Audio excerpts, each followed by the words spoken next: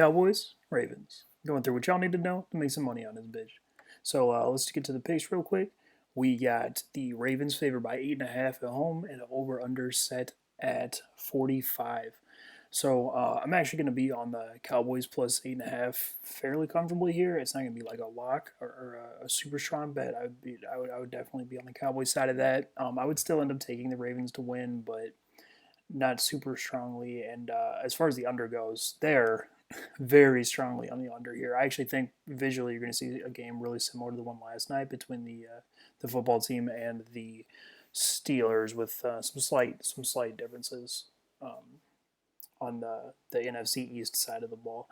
So stick around. I'm gonna tell you how and why this would go down. So first we got the Cowboys offense versus the Ravens defense. As far as injuries, Cowboys side, Cam Irving, starting tackle, is out for this game.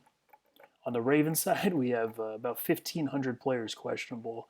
The important ones, though, so Ravens in a really unique position. Of course, they just get a bunch of players back off of the COVID list within the last few days. Given that last week versus the Steelers, they played with a whole bunch of kind of randoms. Now they have good depth on their defense, so it's not quite randoms. But for this week, for the important ones, we have both starting safeties, Chuck Clark and Deshaun Elliott, questionable. We got Jimmy Smith, corner, questionable, and Brandon Williams and Calais Campbell, two defensive tackles, defensive linemen, who are important starters listed as questionable for this game. As far as who's going to play, I really don't know. For the benefit of showing why I'm going to be on the Cowboys side of it, I'm actually going to go ahead and assume that they're all playing, and then it only gets better from there for the Cowboys if they don't. For the breakdown here. So first, we got offensive line versus defensive line. Now, this is a huge issue. Huge issue. Don't get me wrong. The Cowboys' offensive line, Zach Martin, I should mention, of course, starting guard for the Cowboys, just put on IR this morning. So we're looking at Brandon Knight, left tackle, Connor Williams, left guard, Joe Looney, center, Connor McGovern, right guard, and Terrence Steele, right tackle. Now, that sounds really bad, and it is pretty bad. But I will say that Brandon Knight, when he's been playing this year, actually I think has done some things that I think are okay. Connor Williams has strengths as a guard.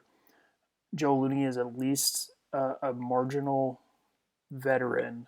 Connor McGovern is bad, and then Terrence Steele. So he is not very good, but I think people think he's worse than he is because of how bad he looked the opening game when he was making his first start versus the Rams. And he actually, I think, has done some reasonable things. And in this game, so with the run game, so like I said, offensive line versus defensive line. Now there's not going to be any push in this game really from the Cowboys side of things. Their interior trio are all either bad or weak. Bad in McGovern's case, and weak, especially in Connor Williams' case. He just really struggles to move anybody at the line of scrimmage. And the Ravens, even without, so with Brandon Williams is going to murder them in this game if he plays. Same with Calais Campbell.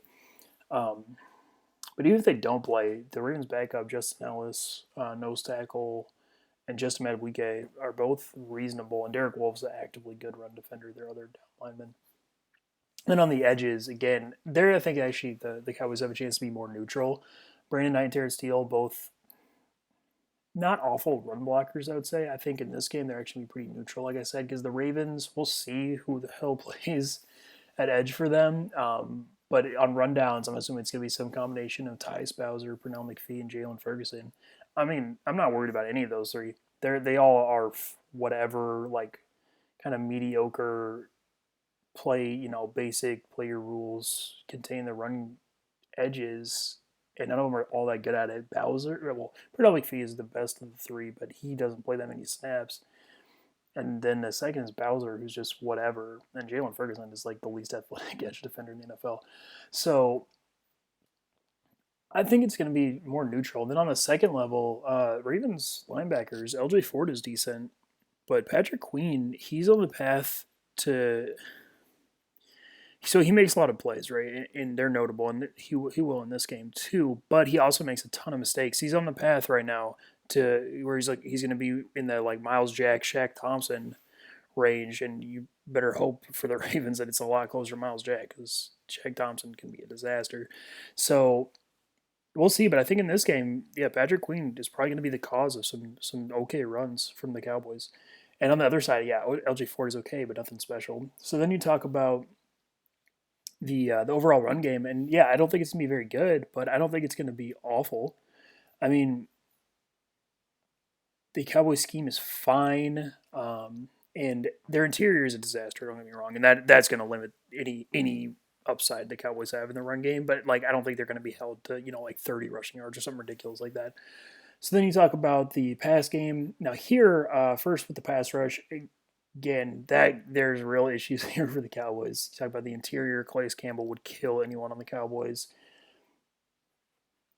But without him, actually, the Ravens pass rush not all that good. On the interior, you would see Brandon Williams shoving dudes in the pocket all the time, but that's just not that big of a deal. A lot of times now it matters, but on the edges, I will say Yannick Ngakoue. This is the exact matchup where he should go crazy in this game. I think he will. He is a pure, really good speed rusher, and both of the tackles in the Cowboys, especially Terrence Steele, notably struggle with that exact type of rusher.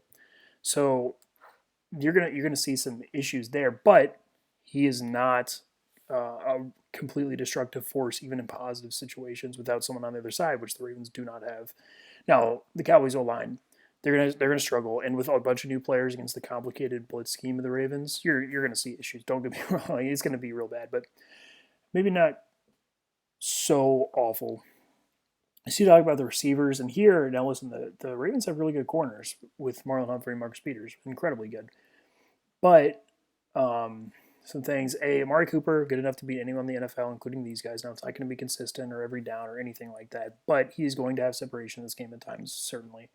Michael Gallup is good. Now, he will be limited, like, pretty notably by these corners, but down the field, he still has a chance to make plays in contested situations, even with these guys. And then you get to the third spot. CeeDee Lamb, pretty good. Not great. He's I mean, there are definitely better rookie receivers, but he's good still, and he's going to be good for a long time. And when you get past the top two for the Ravens, with Jimmy Smith being questionable, and then you're probably looking at Devontae Harris, the former Broncos corner, not very good. Whoever is the Cowboys receiver that isn't shadowed by Humphrey Peters is probably going to like be open pretty frequently in this game. So then you talk about the quarterback versus the defense. Now that's an issue. Andy Dalton does not read or create yards against complicated defense well at all, and the Ravens do run a complicated defense. There's definitely worries, but the receivers being open enough does help him, I will say. And them being able to run the ball at least to a point helps. Now he's still going to be bad in this game for sure, but it's kind of similar to kind of what I was talking about in the Steelers, or sorry, the um, Seahawks Giants game, where I didn't think Colt McCoy was going to be all that bad. It's going to be something kind of similar here. Now it's going to look different, but I think you're going to get similar results. So you talk about the red zone. There again, there are issues. Andy Dalton's not good in the red zone, but the receivers are good enough to help that, and rushing is not impossible at that point. I don't think it's going to be very good. So I have them overall to point spread of 6-14. Higher than that, I doubt it, unless they're helped by defensive scores, which is possible. Not super likely though. I think 6-14 is pretty on track there. So you talk about the Ravens offense. Now here, there's a lot of issues too. Injuries first for the Ravens offense. DJ Fluker questionable, and they're getting a bunch of guys back off of the COVID list on this side of the ball too. So we'll see who even plays. I'm going to go ahead and guess that their O-line is going to be. So it's going to be Orlando Brown at left tackle for sure. The guards are going to be Bradley Bozeman, Ben Powers. I'm pretty positive. At center, they get Matt Skura and Patrick McCarry back. I don't necessarily know who's going to play. I'm going to guess that Matt Skura, if they're all healthy, will, but I'm not sure about that. And at right tackle, Tyree Phillips, the rookie out of Mississippi State, who I actually think has been pretty good this year coming back, and he's been played guard earlier this year, but I would wonder if they kick him out to right tackle, or they played Patrick McCarry out there earlier in the season too. I'm not sure what's going to happen. But in terms of push on the interior, I mean, it's going to be okay. That's the one advantage the Ravens, probably the one advantage the Ravens offense does have in this game, even against the generally bad Cowboys defense. You just look at the personnel, and they're going to be able to push on the interior because the Cowboys defensive tackles are pretty weak. But they don't have Donzeri Poe, who's actively terrible early in this year now. And you've seen recently that they've been better even against decent run games like the Vikings. Now the Ravens do it differently, but you'll see that there's not going to be a ton of interior push, although that there is going to be some on the edges. Though the Cowboys have fantastic run defending edge defenders between Demarcus Lawrence and Eldon Smith, and even if like even Dorrance Armstrong backup is like kind of okay, and Randy Gregory too is pretty good. So despite Orlando Brown being a good run blocker, and you'll see flashes from him, there's just not across the offensive line. They don't have a ton of advantages. Then you talk about the linebackers. Now, Cowboys linebackers are super mediocre. Jalen Smith, crazy overpaid and overrated, and even Leighton Vander Esch is just fine. But in this game, they're good enough to limit the Ravens from being like a dominant rushing attack, which is important, right? Because while I think the Ravens are going to probably get 3 to 4 yards pretty consistently, past that, you'll see that the linebackers actually help, especially Leighton Vander Esch, like cleaning up stuff before it becomes a huge issue. Although I don't want to overrate them, like the Ravens are still going to be fine, which gets the overall run game is going to be decent, but I don't think it's going to be dominant, which is going to matter given the state of the throwing the passing game next. Yeah, I think the run game is just going to be decent. So then you talk about the passing game, pass rush first. So here, I mean, listen, again, the Cowboys edge rushers are pretty damn good, and the Ravens tackles, I like Orlando Brown, and I actually think he's been good here. But on the other side, if it's Tyree Phillips, who's they played a guard for generally a reason, or Patrick McCarry, either of them are going to have problems with especially Alden Smith, and even Randy Gregory too. And on the interior, there the Ravens are going to be better, like a lot better, because the Cowboys lack interior rushers, but they're not going to be perfect there just as a baseline of their players not being incredible. So there is pass rush in this game. That's not crazy, but it is there. So you talk about the receivers, and again, there's huge issues for the Ravens. I mean, probably looking at Dez Bryant, Miles Boykin, Marquise Brown getting the most snaps, right? Dez Bryant and Miles Boykin are really similar receivers at this point, just the like bigger body guys who don't separate very well at all. And listen, with the Cowboys' current secondary as it stands, with all the players, most of their players back healthy, I think the corners are actually reasonable. Chidobe Awuzie and Jordan Lewis are good.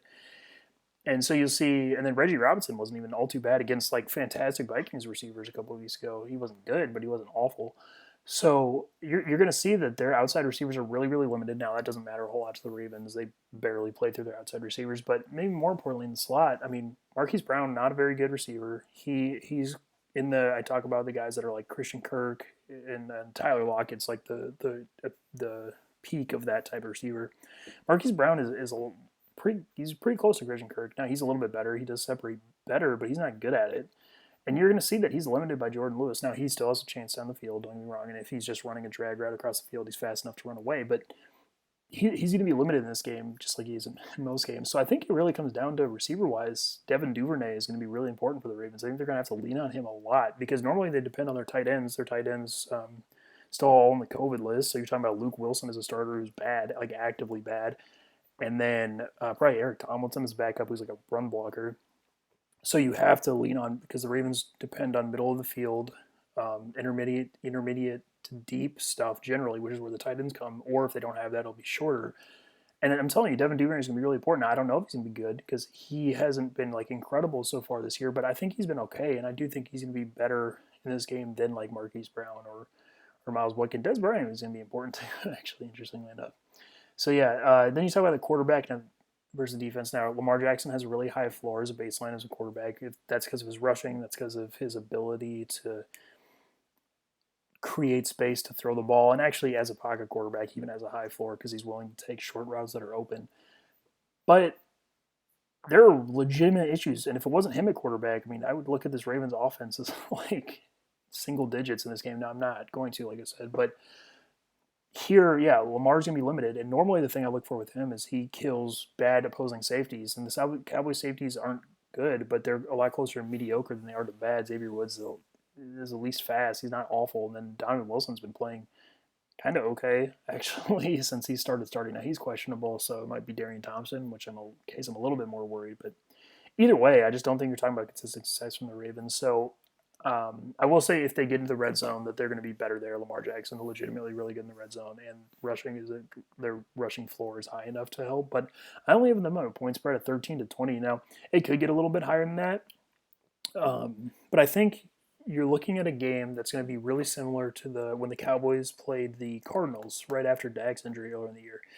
Now the Cowboys did lose that game like 28-3, but that was because of really it was because Zeke had two rushing fumbles in his own half in that game, which is just a stupid thing. That's not going to be replicated generally or almost ever in a game. And so I think without now, is it possible that some dumb shit like that happens again? Sure, but I think you're probably talking about the Cowboys moving the ball well enough to kick some field goals, and the Ravens having trouble moving the ball, although they'll be more money for touchdowns. And it just leads to overall more low scoring game. Like I said, I think it's going to look really similar to last night's game, except for I would expect um, the Ravens to win this time as opposed to the Steelers actually losing last night. Although I expected that game to be close too. That's what I said. And here, yeah, it's the same thing. I'm going to pick the Ravens to win. Don't bet on it. Pretty good with the Cowboys plus 8.5. Although there is a chance that they score like 3 points. I will say because their offensive line could be so bad if all the Ravens players actually play. But either way, the under is A plus for sure. Really strong. So that is Cowboys Ravens.